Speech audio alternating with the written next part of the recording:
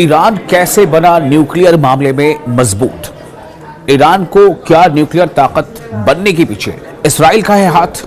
ये बहुत बड़ा सवाल है, चूंकि जो एटमी इदारे तंजीम जो एटमी इदारा तंजीम है ईरान का, उसके जो चीफ है वो कुछ ऐसे ही बात कर रहे हैं कि आज जो न्यूक्लियर ताकत है ईरान की, उसके पीछे कहीं ना कहीं इसराइल का हाथ है। लेकिन किस तरह से, ये आपको बताने जा रहे हैं। एटमी इदारे के सरबराह है मोहम्मद इस्माइल, वो ये कहते हैं कि इसराइली दरअंदाजी और तखरीबकारी ने ईरान को जौहरी खुद किफालत की तरफ हासिल करने के लिए मजबूर किया है। यानी इसराइल की जो शातिराना जो हरकतें रही हैं, उसकी वजह से आज अगर ईरान न्यूक्लियर अफजूदगी के अमल में आगे निकल चुका है तो उसकी वजह भी इसराइल है।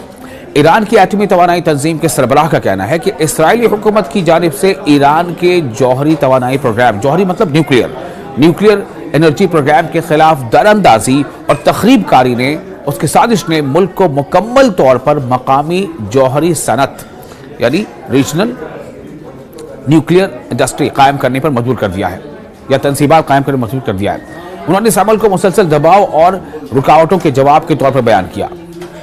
मोहम्मद इस्लामी जो ईरान के एटॉमिक एनर्जी ऑर्गेनाइजेशन के सरबराह हैं, मोहम्मद इस्लामी, उन्होंने तेहरान में बुध के रोज़ एक तकरीब में खिताब करते हुए कहा कि जौहरी टेक्नोलॉजी यानी न्यूक्लियर टेक्नोलॉजी निहायत पेचीदा होती है और इसका साजो सामान और बुनियादी ढांचा आसानी से हासिल नहीं किया जा सकता, खासतौर पर ऐसे हालात में जब सप्लाई के रास्ते सेहूनी दरअंदाजी और तखरीबकारी से मुतासिर हो।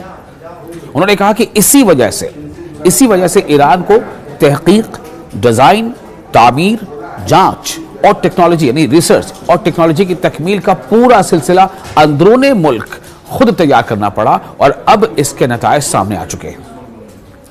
यानी इस पूरे चेन में, न्यूक्लियर एनर्जी हासिल करने की पूरे चेन में जहां कहीं भी उसके जो स्टेप्स है, मराहिल है, उनका कहना है कि इसमें इसराइल ने अपनी तखरीबकारी से और अपनी दरअंदाजी से इस चेन को बिल्कुल मुतासिर कर रखा है। इस वजह से ईरान मजबूर हुआ कि वो खुद की सलाहियत को मजबूत करे, इंडिजिनसली वो न्यूक्लियर टेक्नोलॉजी पर की प्रोग्राम को आगे डेवलप करे, रिसर्च करे, और आज उसका नतीजा ईरान को मिल चुका है। यानी ईरान के लिए ये खुशखबरी है। ये खुद इशारा कर रहे हैं एक ऐसे वक्त में ये बात सामने आ रही है जब अमेरिका और ईरान कॉन्फ्लिक्ट बहुत ज़्यादा शदीद है। इस वक्त ये बात कहना, ऐसे बहुत सारी चीज़ें छिपी हैं। उन्होंने मजीद कहा है कि आज ईरान को ऐसी सूरत हाल का सामना है जहां दुश्मन अपनी तमाम ताकत, वसाइल और सलाहियतों के साथ मुल्क को कमज़ोर करने की कोशिश कर रहा है। उनके मुताबिक हदफ सिर्फ सरजमीन नहीं बल्कि ईरानी अवाम भी हैं। एटमी तवानाई तंजीम के सरबराह ने कहा है कि अमरीका अपनी 2026 की कौमी सलामती हिकमत अमली के तहत अपने मफादात को सिफारतकारी या ताकत के जरिए हासिल करने की कोशिश कर रहा है। उन्होंने कहा कि गुज़िश्ता बरसों के दौरान ईरान की जौहरी सनत को मुख्तलिफ जारहाना इक़दामात का निशाना बनाया गया, जिनमें जौहरी प्रोग्राम को फौजी रंग देने के इल्ज़ामात, गैर कानूनी पाबंदियाँ, जौहरी साइंसदानों के कत्ल, फौजी हमलों की धमकियाँ और जौहरी तनसीबात पर बमबारी शामिल हैं। लेकिन इन सब के बावजूद इनके मुताबिक, यानी सरबराह के मुताबिक, आज ईरान के पास एक मकामी और काबिल एतमाद जौहरी सनत मौजूद है जो खुद का है, इंडिजिनस है। इन्होंने कहा कि एटमी तवानाई तंजीम और ईरानी अवाम एक मौसर और खुद इन्हिसार जौहरी सनत के मालिक हैं। तो एक तरह से ये सीधा सीधा ऐलान है और एक इंतबाह भी है उन तमाम मुल्कों के लिए जो ईरान के साथ दुश्मन जैसा रवैया रखते हैं। इन्होंने मजीद कहा है, यानी जो न्यूक्लियर एटॉमिक एनर्जी जो है, न्यूक्लियर एनर्जी, उसके जो सरबराह हैं ईरान के मोहम्मद इस्लामी, उन्होंने कहा है कि ईरान की साइंसी और तकनीकी तरक्की को इस्लामी इनकलाब और इसकी क़यादत से जोड़ा।